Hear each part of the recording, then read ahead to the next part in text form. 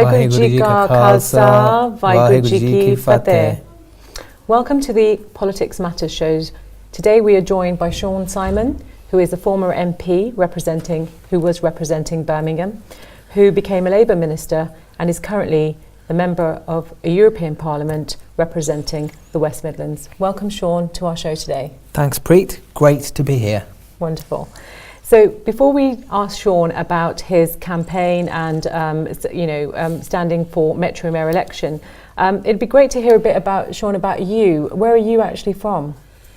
I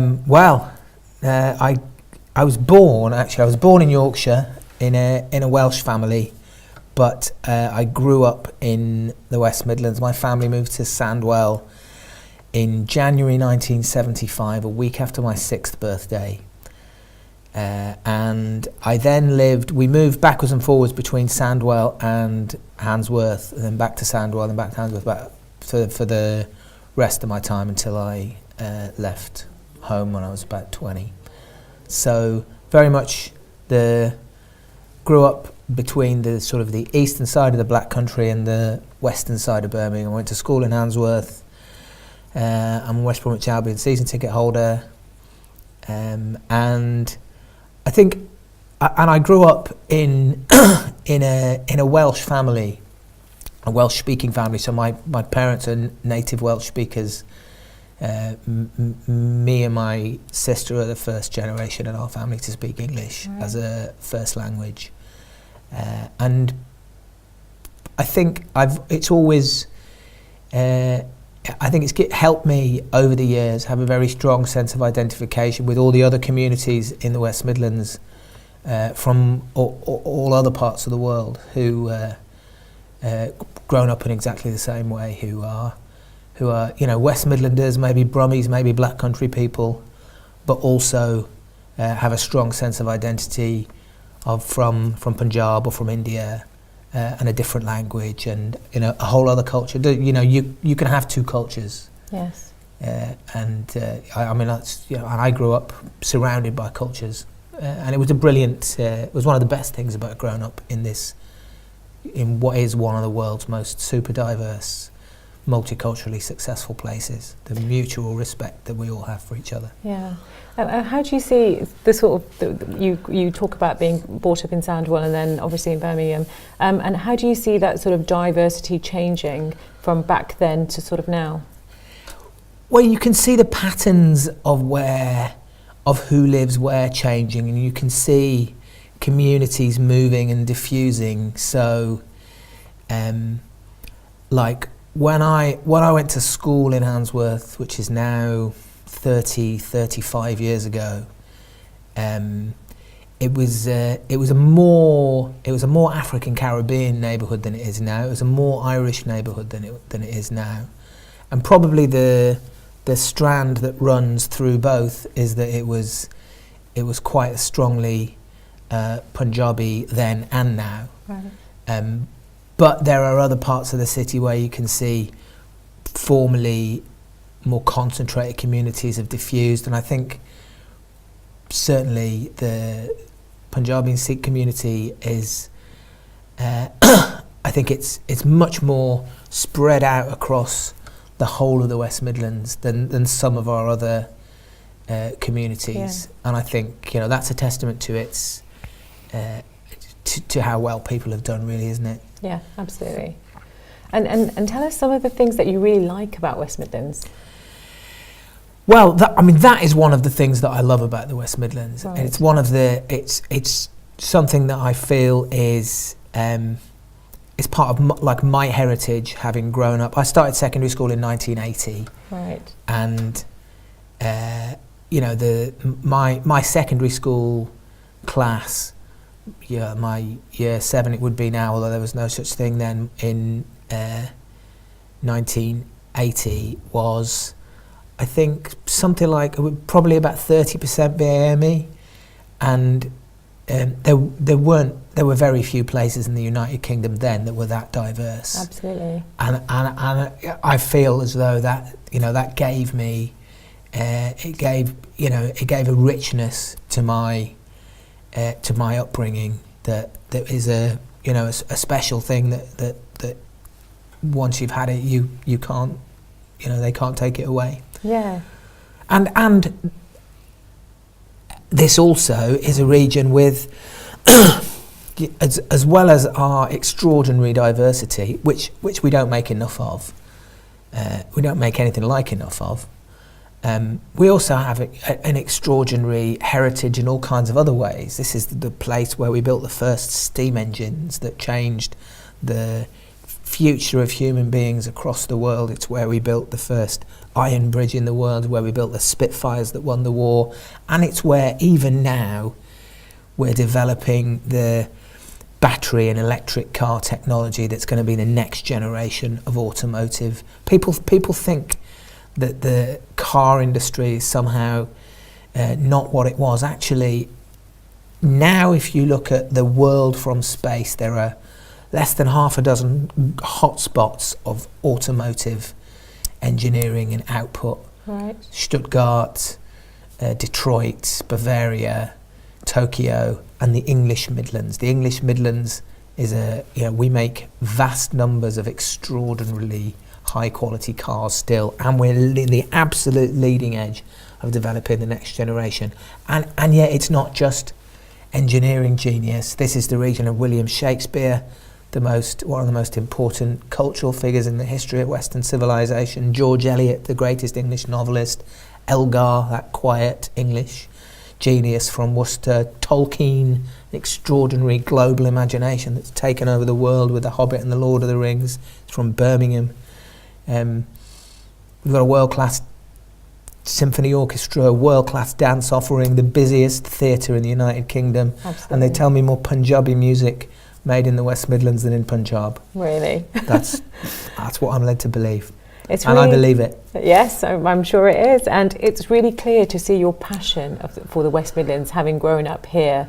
And before we talk about your political career, which has also been you representing the sort of West Midlands, tell us a bit about actually what you did before you came into politics. I've done all kinds of things. So I'm 48. Right. And for 12 of my 48 years, I've been an elected politician. As you said in your introduction, I was a member of Parliament. I'm now a member of the European Parliament. I was a minister in the last Labour government in 2 departments. I used to represent the UK at the European Council of Ministers. But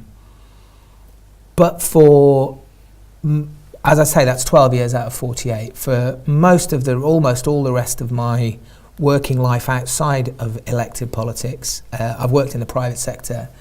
I've worked for a huge multinational British export business that was then a FTSE top 20 company, an enormous global company in the very, very heart of its corporate centre at a surprisingly young age, which was a fascinating experience. And for most of the rest of my extra parliamentary career, I've always been a self-employed sole trader, sometimes VAT registered.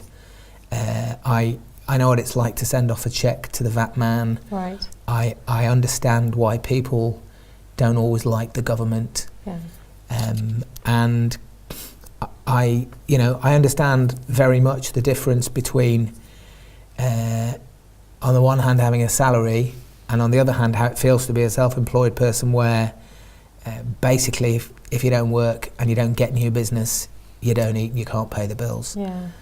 And I think the Indian community in the United Kingdom has always been, and the Sikh Punjabi community in particular, very, very entrepreneurial.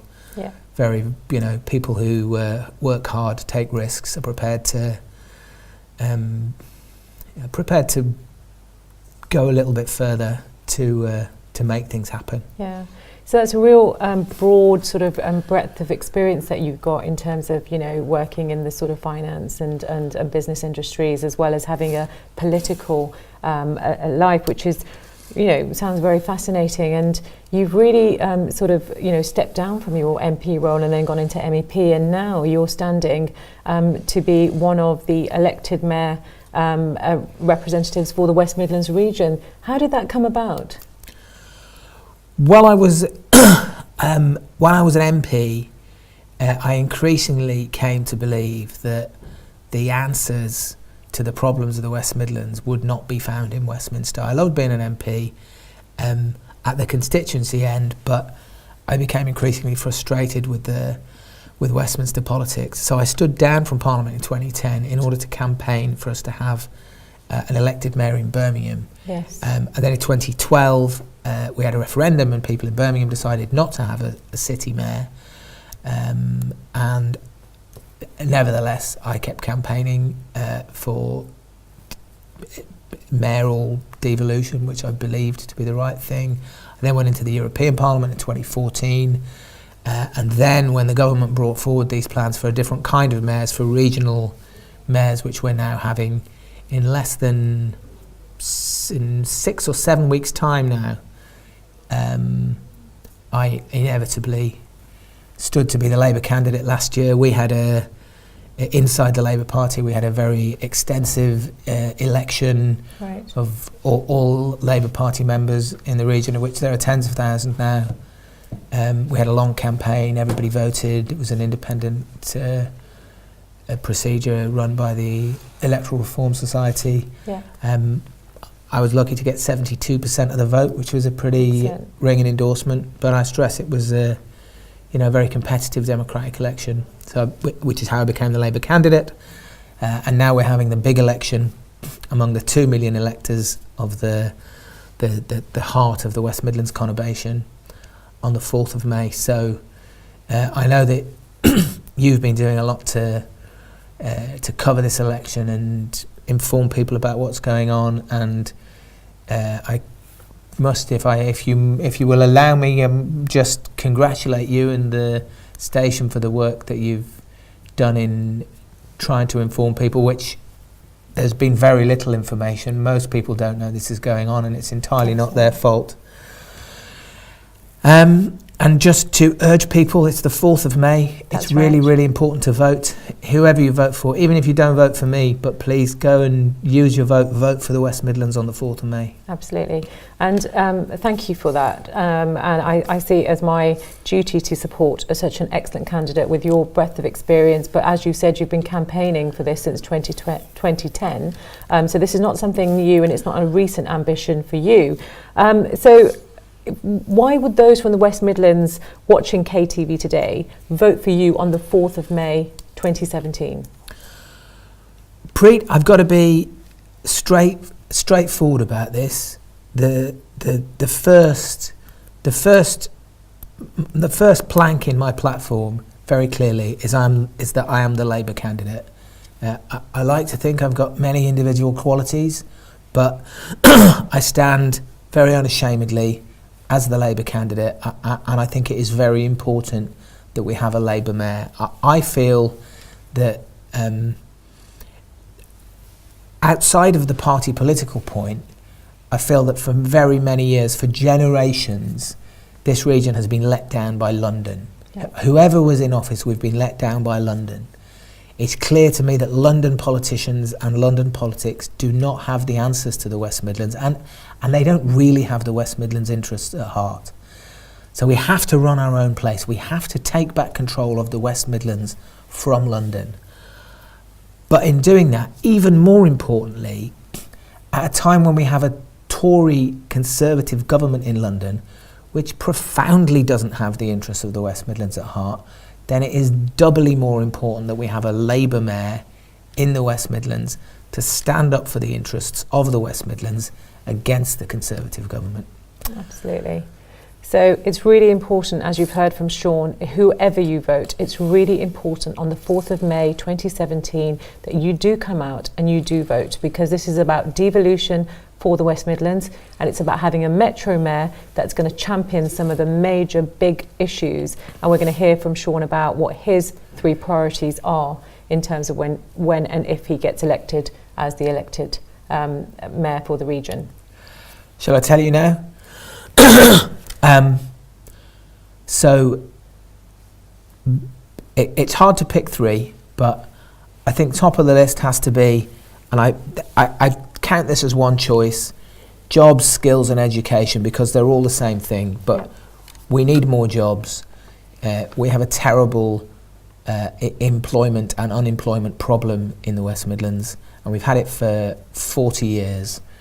And one of the reasons that we have it is that we're not responsible ultimately for our own economy and our own skill system and our own strategic economic planning. We have to take back control of that, and we have to generate growth which is inclusive growth, not just the top jobs, not just the jobs in the centre of Birmingham, but throughout the economy, right out into the edges of the Black Country and Coventry at the other end of the conurbation, and we need better skills and education and opportunities for our children to be able to fill those jobs. Absolutely. So that's the top priority. It has to be jobs, skills and growth, education. I think another one, unfortunately, sad to say, again, has become crime, the everyday crime that we're increasingly suffering in our communities. The more and more I talk to people, the more often now I'm finding that people say that there's too much criminal behaviour become accepted in daily life. See young people dealing drugs at the end of the street, young people smoking drugs on the bus. There's increases in the rates of burglary, crime against the person, sexual offences. Right across the board there are increases in serious crimes, and that's very clearly because we've suffered cuts in the West Midlands to our police force, vastly in excess of what's been handed out to conservative areas in much less pressurised parts of England. The police service in Surrey has received 5 times less by way of cuts than we've had in the West Midlands. We've had 5 times the level of cuts. And that's why people now are telling me that an increasing top priority for them has become crime again. Under the Labour government, I hate to sound party political, but we made huge strides in crime. For the first time since the Victorian days, crime went down and down and down under the Labour government. And not because we did anything particularly clever or extraordinary. We just did 2 simple things, one of which was we put more police officers on the beat, boots on the ground. Experts told us that didn't work and it was old-fashioned. Turned out the truth is that if you increase the number of police officers and make them a bit more visible, it helps control crime. And the other thing we did was community policing, which is about getting all the agencies in a community talking together, working together. I don't have to tell you about that and how it works, but it's interesting you talk about crime because the largest UK Sikh survey done by the Sikh network of 4,500 people actually highlighted that 1 in 5 Sikhs post-Brexit have been the victim of discrimination in a public place, and we've seen a rise in hate crime. What do you think about that? Because obviously one of your priorities is crime. Well, first thing I think obviously is that that's a shocking and terrible statistic, and I very much hope that is going to turn out to be to have been a post-Brexit spike that is not going to continue at that rate, but we must be absolutely vigilant in case it does. I think in practical terms, one of the things we could do is greatly improve the provision of what are called third-party reporting centres inside communities which are victims of hate crimes. So currently, actually 1 in 5 is what people tell the Sikh survey, but it's not what they report to the police because people don't want to go to the police.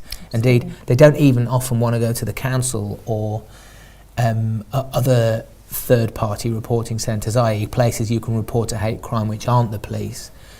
But where they'd be more likely to go is places and organisations within their own community. Absolutely. And that's, I think that can make a big difference too. In the first instance, if we're going to tackle it, we need to get it reported so that we know that, the police can't act if they haven't been told. Yes, absolutely. And your third priority? My third priority, it's hard to choose between transport and housing, both of which are massive priorities. Yes. But I think I'm going to go for transport and housing. Right. Equally important. We have a terrible congestion problem in the West Midlands. Yeah. The Black Country Chambers of Commerce, when they surveyed their members, they said that congestion was the biggest problem for businesses in the Black Country. Right. So we have to do something about congestion. One of the things we can do is get the government, at no cost to us in the West Midlands, to nationalise the M6 toll, which is the only major road in the West Midlands with significant excess capacity. Get them to nationalise the M6 toll to relieve some of the pressure from our roads inside the conurbation. It's not going to eliminate congestion. It's not going to solve the problem by any means. Yeah. But will it make a difference? Yes. Will it take tens of thousands of cars a day off our roads? Yes, it will. So that's the first thing we should do.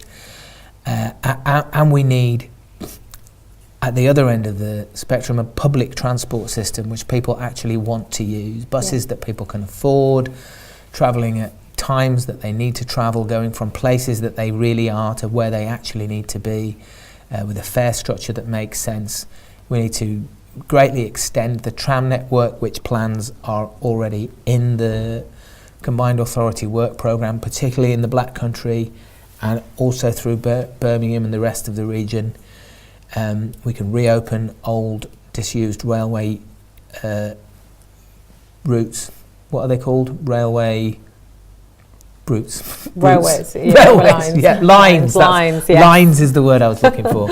And we need to build 300,000 new houses in the West Midlands in the next 15 years, which is really not a very long time in which to build 300,000 new houses, but that's the least that we need. We need to build new, significant numbers of new council housing, which will help, as well as providing affordable housing for people that need it, will also help to take the pressure off and hopefully lower the price of the private rented sector. Increasingly now, in the West Midlands over the last couple of years, there's been a decline in home ownership, a rise in private rental. The private rented sector is too expensive. People are paying too much for often very substandard accommodation. We need to clean that up. We need to get more private houses built, and we need to empower the voluntary sector to build more houses, to put empty residential properties back into use, and to put empty commercial premises converting to residential. These are all the kind of things that we need to do.